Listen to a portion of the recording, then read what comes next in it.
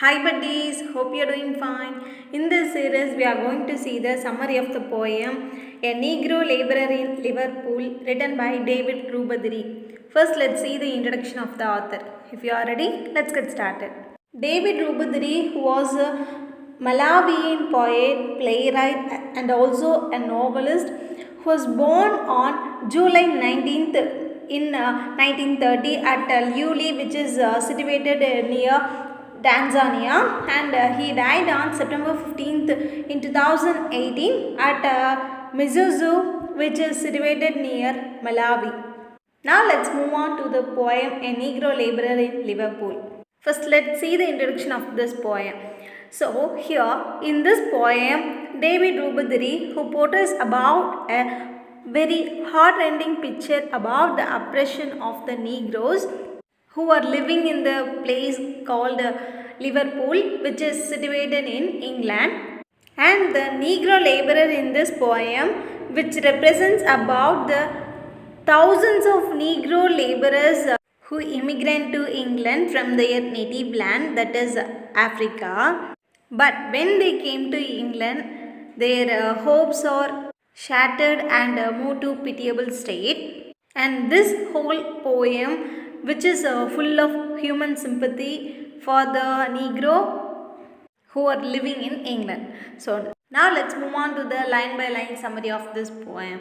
First stanza. I pass him slouching in dark back house pavement, head bowed, tout haggard and own a dark shadow amidst dark shadows. Here, author portrays about the Negro has no room in England. While the poet was walking on the road, he saw a Negro in the street and he was in a dark place, and his appearance or like his head was bent and his muscles or looks like strained. Also his reactions are in a wild manner, and he appears to be just a dark shadow of the city. That's what he narrates about a Negro in this very first stanza.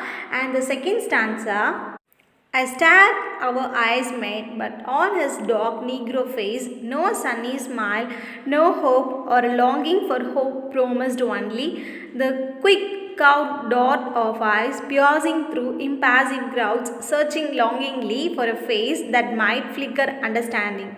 In this stanza, author who portrays about the reaction and the appearance of the Negro. So when the poet has lifted his face and looked at the Negro face, on the face of him there's no smile, neither hope, even a longingness which stays on his face, and also in his face only the quick frightened glance searching through the crowded of insensitive people for face that shows any trace of pity. Likewise, the poet who understood when he looked at the Negro face. And the third stanza, this is him, the Negro labourer in Liverpool, that from his motherland with new hope sought for an identity, grappled to clutch the fire of manhood in the land of the free. In this stanza, the poet who identifies him as the Negro labourer in Liverpool had left his motherland, that is Africa, and now who was living in England. When he left his motherland with the hope and came to walk and yearns in England, after that his hopes are shattered also. He cannot see a pitiable heart in this land, that is England. So the reason he is now spiritually dead. Then final stanza, will the sun that greeted him from his mother's womb ever shine again? Not here.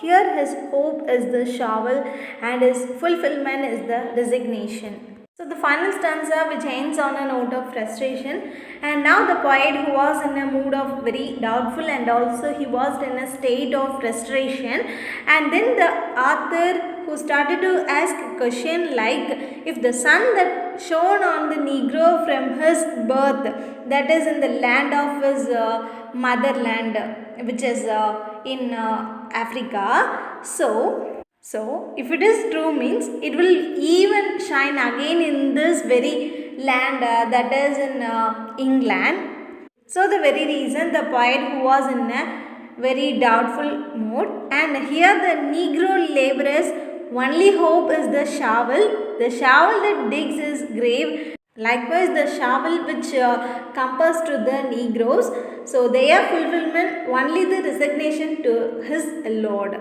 That's what the poet who ends this poem in a frustration mode. So, in this poem, which is immensely powerful in arousing our sympathy, that is the readers, for the Negro laborer in the Liverpool. So, this poem is a challenge against the conscience of the so-called Christian as well as the civilized West that who oppresses the black races. So, in this poem, we can see a lot of images, we can see a lot of themes like the races, marginalization, discrimination, that is white and black. Also, there is no humanitarianism, no more sympathy among the people. Also, there is no equality, pitiable heart, merciful nature, and so on. Likewise, the poet also who ends this poem with a sad tone.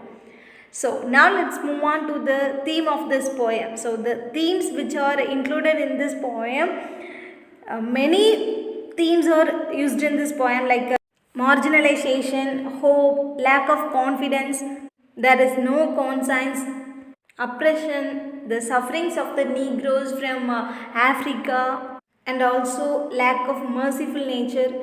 Also a lot of images and themes are included in this poem. For the readers, this poem is a very powerful one which portrays about the reality and the fate and life of the Negroes. So, a lot of stuffs are in this poem. So, that's all about this poem. Hope this video will be useful one, and thank you so much for watching this video till end. If you are having any suggestion, let me know in the comment section. We'll see you in next video. Tata, bye bye.